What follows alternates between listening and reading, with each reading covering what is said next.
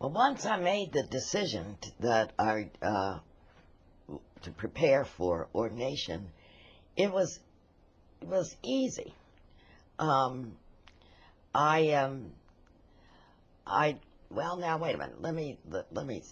I don't want to make it sound like it was a no-brainer, because that isn't exactly the case. Because I took an unusual route of preparation. Um, I held on to my job as I prepared for ordination. I didn't leave and just go to seminary. In fact, I didn't go to seminary at all. I followed an alternative program of study, for which I have been roundly criticized. That one, I do not hold an undergraduate degree, and two, I did not attend seminary and receive a seminary degree. That is not to say that I have no theological education. I do, a great deal of it, but I don't get any credit for that. In fact, some people have acted as if I'm a functional illiterate, and that annoys me. But at any rate, I was advised to follow an alternative program of study.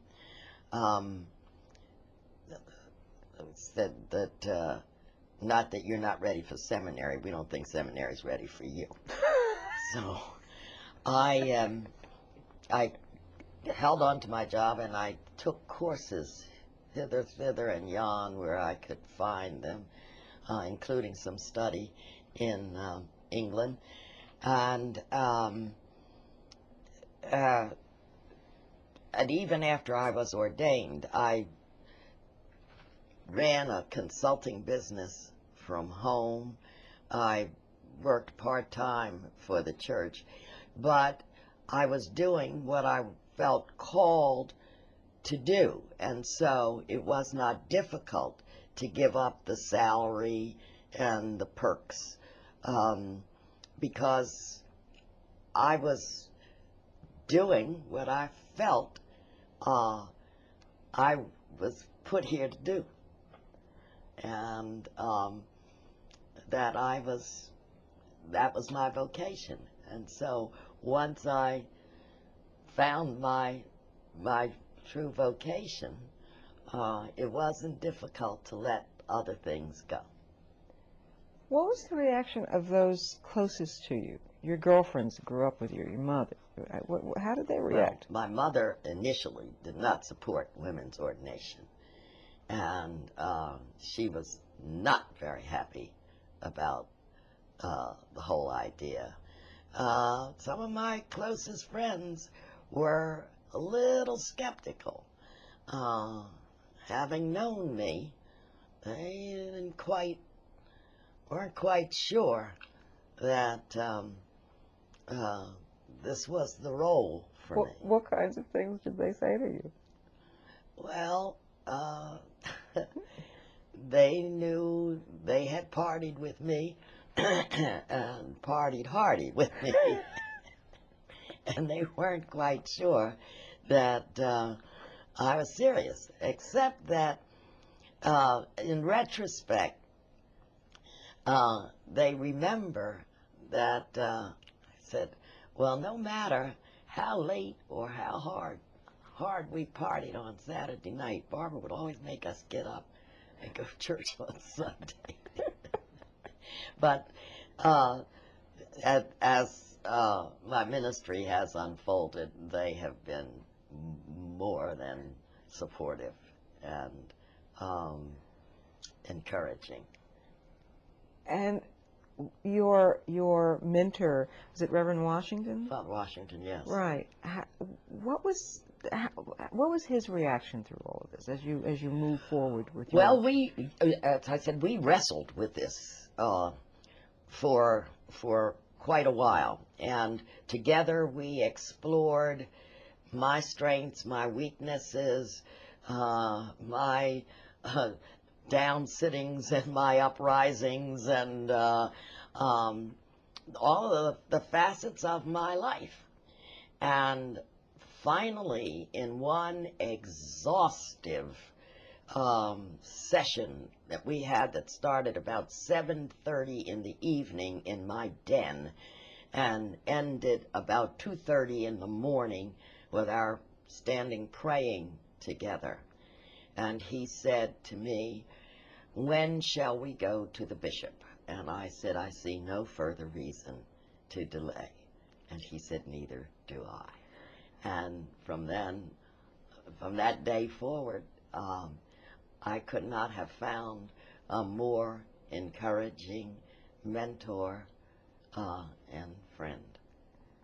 And you were ordained, what was the date? It was 19... I was ordained a deacon in 1979, Right. September 29th, the feast of St. Michael and All Angels. And the interesting thing about St. Michael,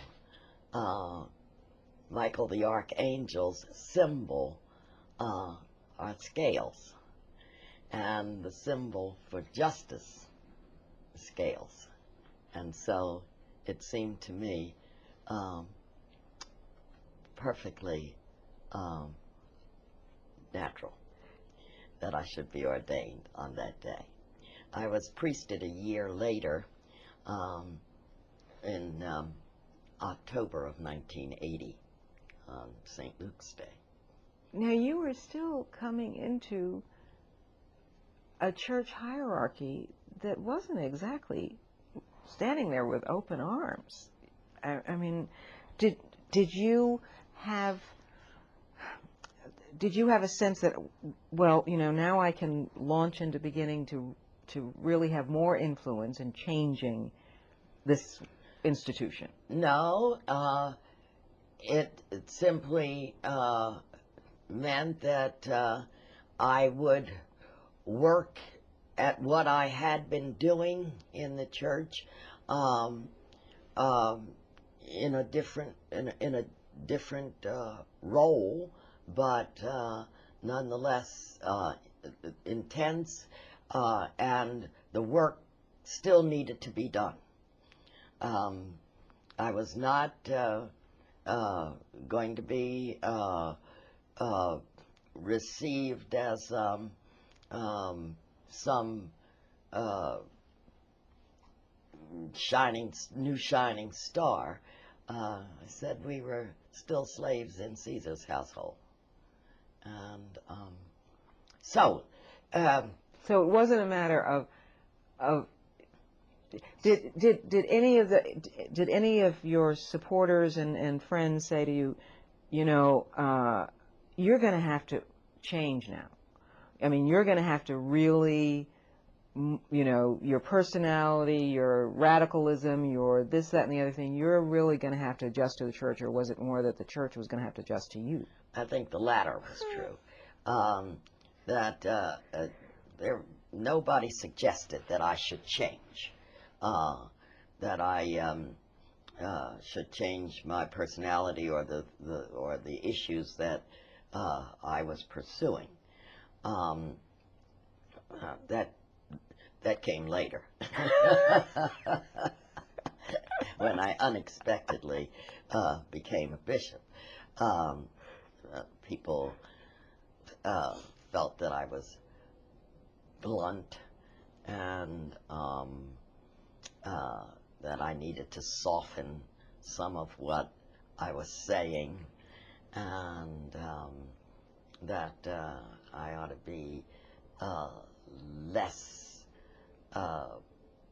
outspoken, and I don't know, you know. Obviously, it didn't register very strongly. Well, God made me what I am, and God took me as I am, and continues to take me as I am, and so I don't think I'm supposed to change. I could perhaps say some things differently, but they still have to be said.